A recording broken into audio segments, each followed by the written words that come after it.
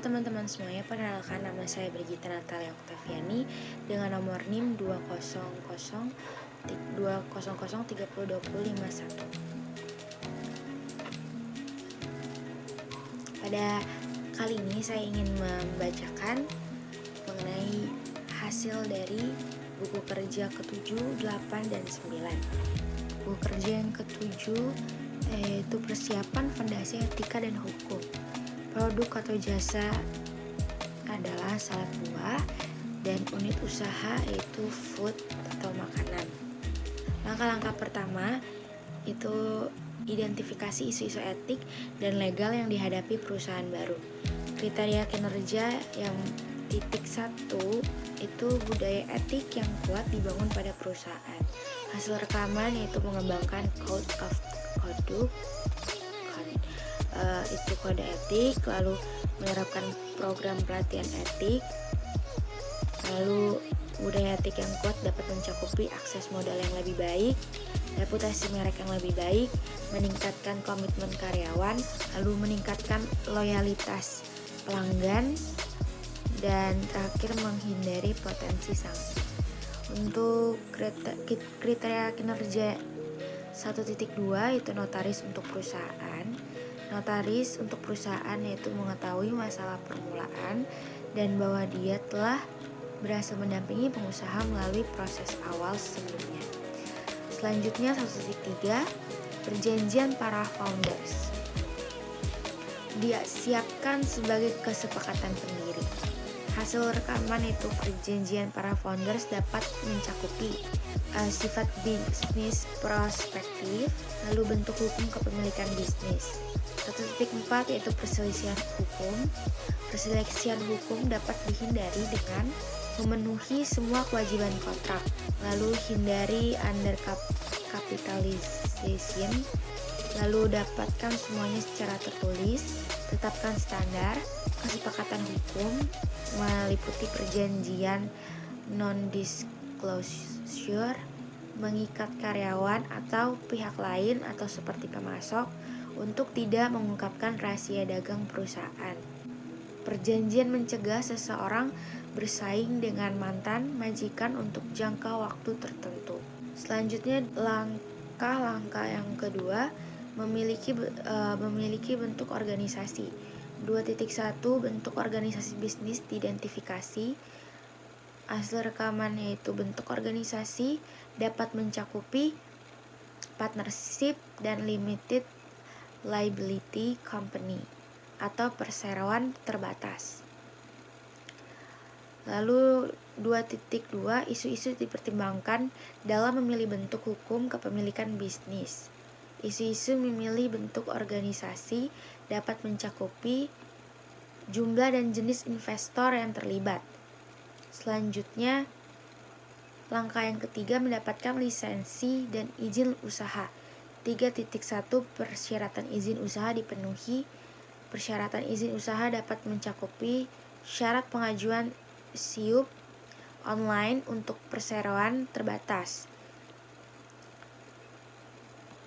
meliputi fotokopi KTP direktur utama, fotokopi kartu keluarga jika penanggung jawab adalah perempuan, lalu fotokopi nomor pokok wajib pajak atau NPWP, surat keterangan domisili usaha, fotokopi akte pendirian PT dan fotokopi surat keputusan pengesahan badan hukum, lalu surat izin gangguan dan surat izin prinsip, lalu neraca perusahaan, lalu pas foto direktur utama, lalu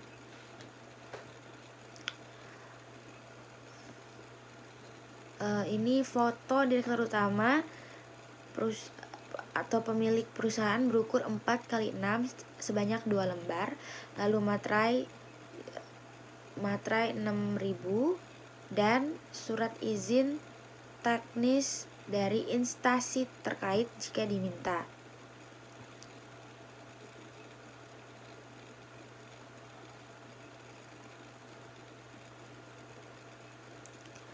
Selanjutnya 3.2 izin pajak penjualan. Izin pajak penjualan adalah pajak sebelum pajak pertambahan nilai atau PPN yang dipungut atas transaksi penjualannya. Lalu prinsip pungutan pajak itu meliputi prinsip persamaan, keadilan, dan kemampuan.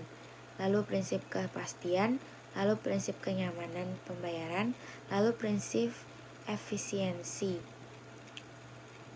3.3 izin dan izin kerja profesional dan pekerjaan didapatkan, yaitu mencakupi tenaga yang tidak diatur izin profesinya.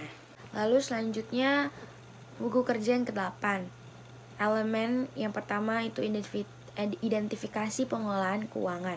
Kriteria untuk kerja 1.1 tujuan keuangan perusahaan identifikasi. Statusnya ada baik, sedang, dan kurang. Di sini 1.1 profitabilitasnya baik, likuiditas baik, efisiensi baik, stabilitas sedang. 1.2 di sini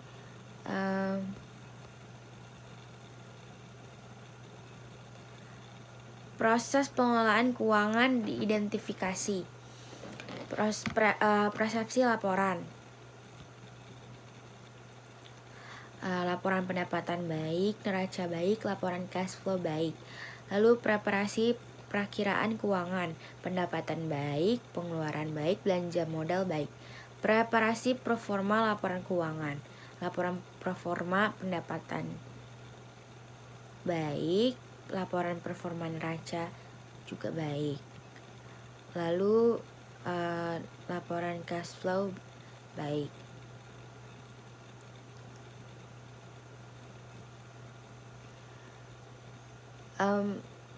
Analisa berjalan dan hasil keuangan baik. Rasional analisis itu mencakupi mengukur hasil dibanding rencana baik, mengukur hasil dengan norma industri juga baik.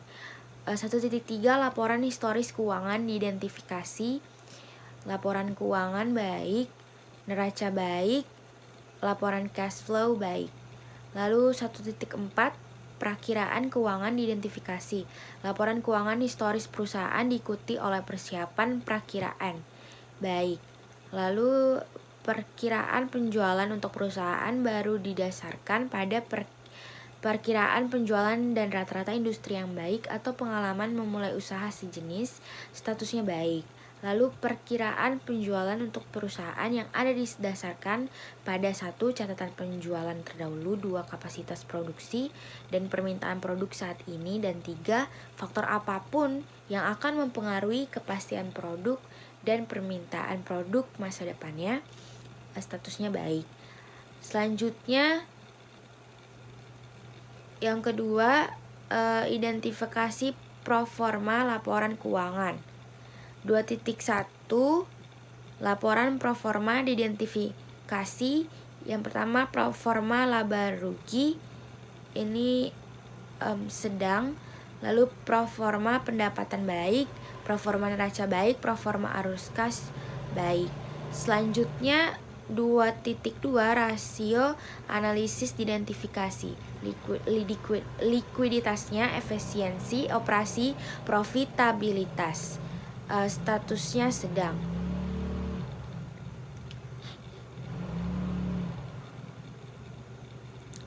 Salad merupakan makanan yang populer di seluruh dunia, dan salad merupakan jenis makanan yang sehat dan juga menyegarkan.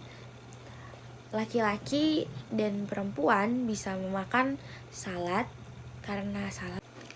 Selanjutnya buku kerja yang ke-9, mengembangkan dan mengelola tim usaha baru. Langkah yang pertama, rencana staffing. Kriteria kinerja 1.1 kategori okupasi diidentifikasi sesuai dengan persyaratan bisnis sebagaimana diuraikan dalam rencana bisnis. 1.2 tanggung jawab okupasi diidentifikasi. lalu 1.3 tugas okupasi, 1.4 persyaratan okupasi, 1.5 kebutuhan pelatihan okupasi, 1.6 jumlah tenaga kerja, 1.7 perkiraan mulai bekerja, 1.8 full time equivalent, 1.9 perkiraan durasi kontrak. Hasil rekaman ini terlampir. Lalu langkah kedua itu mengelola staf. Lalu langkah kedua itu rekrutmen, pelantikan, dan mempertahankan tim. Kriteria kinerjanya 2.1 yaitu rencana seleksi. Ini dibuat berdasarkan kriteria seleksi, kebutuhan bisnis, dan persyaratan hukum. Rencana seleksi yaitu mengiklankan lowongan untuk kebutuhan staf, mengembangkan pertanyaan wawancara, jadwalkan wawancara, dan beritahu orang yang relevan tentang waktu, tanggal, dan tempat. Selanjutnya 2.2 proses seleksi dilakukan sesuai dengan kebijakan dan prosedur bisnis.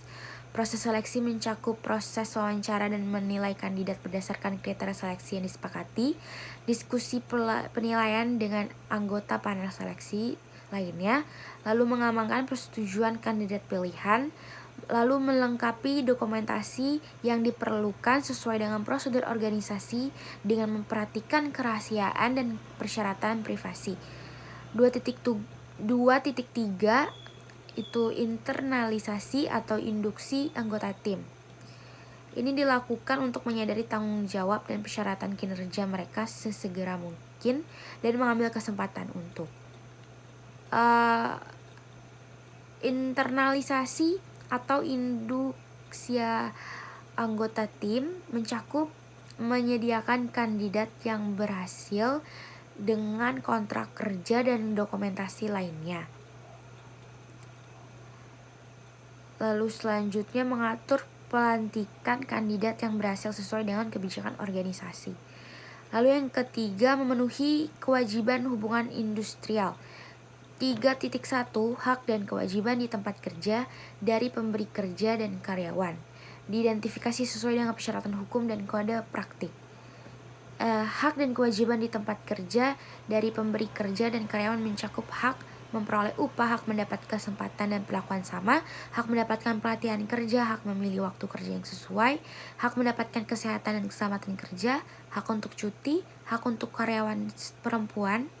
Lalu 3.2 prinsip hubungan industrial dikembangkan secara positif dan konstruktif. Prinsip hubungan industrial mencakup kemitraan yang saling menguntungkan pekerja buruh dan pengusaha sebagai mitra yang saling tergantung dan membutuhkan. Lalu hubungan fungsional dan pembagian tugas. Lalu kekeluargaan, lalu penciptaan ketenagaan berusaha dan ketentraman bekerja. Lalu peningkatan produktivitas. Lalu peningkatan kesejahteraan bersama. Selanjutnya mengelola staf. 4.1 alasan pengembangan staf diidentifikasi. Alasan pengembangan staf yang pertama konsistensi, lalu mengatasi kelemahan dan kepercayaan diri. 4.2 strategi dan program pengembangan staf dikembangkan. Strategi pengembangan staf memberikan kesempatan pada setiap karyawan untuk menyalurkan ide dan gagasan pribadi mereka, lalu memberikan penghargaan atau reward kepada karyawan, lalu mengadakan program pelatihan bagi karyawan. Program pengembangan staf itu pelatihan dan pengembangan profesi. 4.3 program pelatihan dilakukan. Program pelatihan itu meliputi orientasi pekerjaan, lalu in-service education, lalu pelatihan untuk fungsi khusus. Selanjutnya 4.4 evaluasi dilakukan terhadap strategi dan program pengembangan staf dievaluasi. Evaluasi ini meliputi identifikasi dan melibatkan pemangku kepentingan utama dan jelaskan kegiatan dan tujuan pengembangan staf. Selanjutnya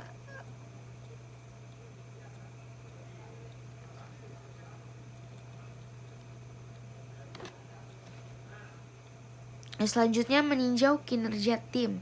5.1 hasil kerja diidentifikasi kesesuaiannya dengan kinerja bisnis. Hasil kinerja yaitu pencapaian tujuan dan sasaran yang telah ditentukan sebelumnya.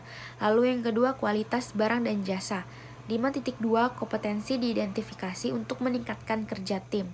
Kompetensi yaitu meliputi pengetahuan, keterampilan, dan sikap. Selanjutnya 5.3 tingkat pergantian staf diidentifikasi. Tingkat pergantian staf ini rendah, yaitu kurang dari 15%. 5.4 kekompakan tim diidentifikasi dalam meningkatkan kinerja proyek secara keseluruhan. Ini kekompakan tim ini meliputi kerjasama, lalu kompetensi bekerja sama. Selanjutnya itu ada hasil rekaman terlampir. Di sini kategori okupasi yaitu salad maker atau chef, yang kedua kasir, dan ketiga delivery kurir. Tanggung jawabnya yang pertama dari salad maker atau chef bertanggung jawab atas makanan yang dibuat, lalu memegang penuh tanggung jawab atas semua hal yang terjadi di dapur. Tugasnya yaitu mengkreasikan menu, merawat peralatan dapur, membuat makanan yang lezat, bersih, dan sehat. Persyaratan yang dibutuhkan yaitu minimal SMA, usia maksimal 25 tahun,